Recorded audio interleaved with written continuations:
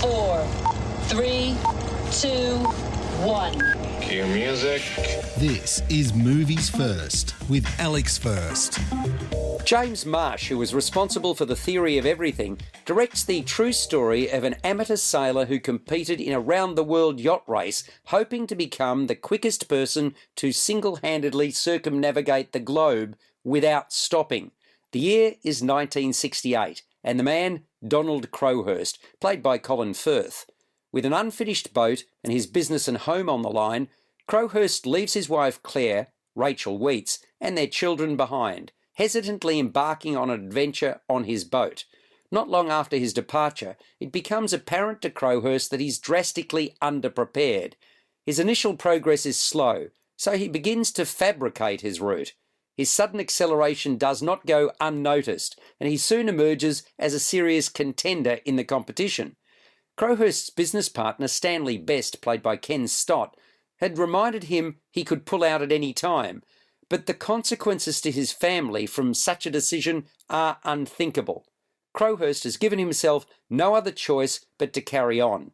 During his months at sea, he encounters bad weather, faulty equipment, structural damage, and the most difficult obstacle of all, solitude. You're listening to Movies First. For more, like us on Facebook and follow us on Twitter. The Mercy is a sad sack take on a well-meaning husband and father in way over his head. Unfortunately, it fails to ignite. If you're looking to create a decent movie from the premise, look no further than Robert Redford's searing solo effort in All Is Lost, which came out in 2013. On the other hand, The Mercy became a largely lacklustre, at times confusing and meandering tale.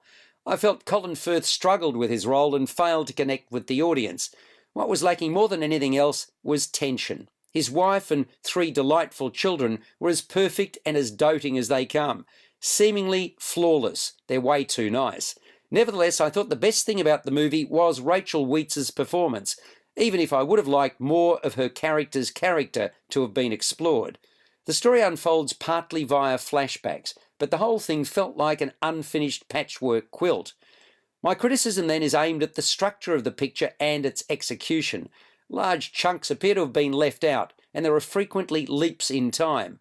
Basically, here's a bloke who wants to make a name for himself and make his kids proud.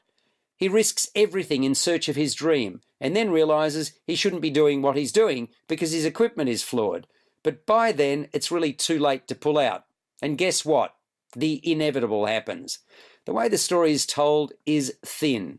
It needn't have been, but it is. It lacks substance and gravitas.